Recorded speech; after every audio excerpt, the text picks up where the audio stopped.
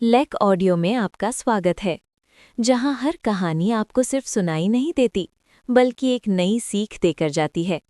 आज की प्रस्तुति है एक ऐसी घटना पर आधारित जो बताती है कि कभी-कभी सबसे बड़ा चोर दिखाई ही नहीं देता। तैयार हो जाइए सुनने के लिए। चोरी हुई पहचान। बक्सर जिले के एक छोटे से कस्बे में रहने वाले अनिल कुमार एक विद्यालय के अध्यापक थे।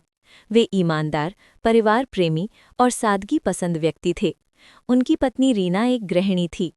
अनिल की एक आदत थी कि वे शिक्षा के साथ साथ नए तकनीकी साधनों का भी स्वागत करते।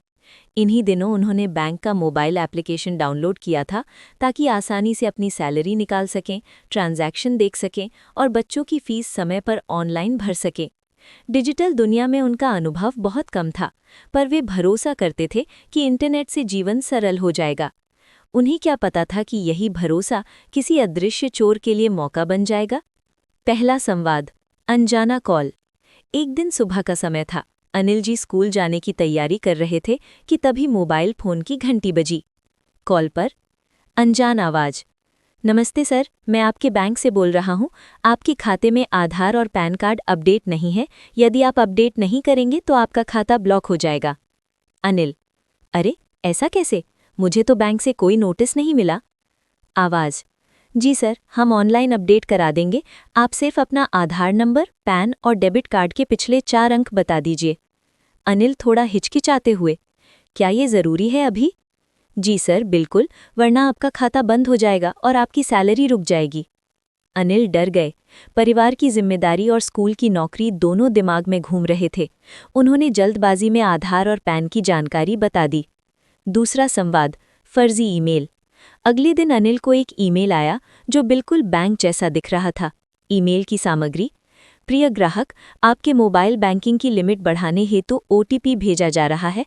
कृपया इसे दर्ज कर सत्यापित करें। अनिल ने सोचा कि ये तो सही होगा। उन्होंने ओटीपी डाल दिया। उन्हें लगा कि अब उनका खाता और सुरक्षित हो गया, लेकिन असल में उन्होंने अपनी पहचान किसी और के हाथों में सौंप दी थी। तीसरा संवाद। हकीकत का पता। शाम को जब वे घर लौटे तो रीना ने घबराते हुए मोबाइल उनके हाथ में थमा दिया। रीना: देखिए, आपके खाते से लगातार पैसे कट रहे हैं। मैसेज पर लिखा है कि ऑनलाइन शॉपिंग हुई है। अनिल हैरानी से: पर मैंने तो 1 रुपया भी खर्च नहीं किया। उन्होंने तुरंत बैंक हेल्पलाइन पर कॉल किया। बैंक अधिकारी: सर, आपके खाते से कई ट्रांजैक्शन हो चुके हैं। लगता है आपकी जानकारी किसी ने चुरा ली है।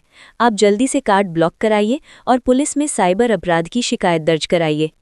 अनिल वही ठिठक गए। वे समझ ही नहीं पा रहे थे कि उनकी मेहनत की कमाई इतनी जल्दी कैसे गायब हो गई। चौथा संवाद। पुलिस और जागरूकता। अगले दिन अनिल साइबर सेल पहुंचे। अधिकारी: चिंता मत कीजिए अनिल जी, ऐसे कई मामले सामने आ रहे हैं, हम जांच करेंगे।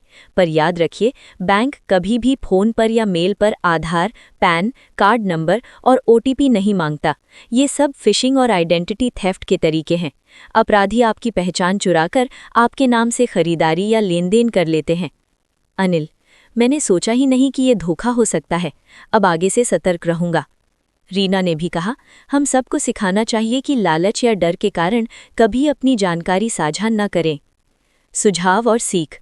ये घटना केवल अनिल के साथ नहीं होती, बल्कि देश भर में हजारों लोग हर दिन आइडेंटिटी थेफ्ट यानी पहचान चोरी का शिकार बनते हैं।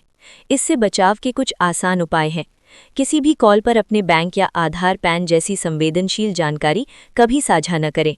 बैंक कभी भी फ़ोन या ईमेल से ओटीपी, पासवर्ड और कार्ड डिटेल्स नहीं मांगता। सच्ची जानकारी के लिए सीधे बैंक शाखा जाएं या आधिकारिक वेबसाइट या कस्टमर केयर नंबर का उपयोग करें। मजबूत पासवर्ड बनाएं और समय समय पर बदलते रहें। संदिग्ध गतिविधि दिखे तो तुरंत बैंक और साइबर हेल्पलाइन नंबर 1930 पर शिकायत करें। आप सुन रहे थे चोरी हुई पहचान, केवल लेक ऑडियो पर। याद रखिए, चोर अब दरवाज़ा तोड़कर घर में नहीं आता, वो आपकी पहचान चुराकर आपकी मेहनत की कमाई को एक क्लिक में गायब कर देता है।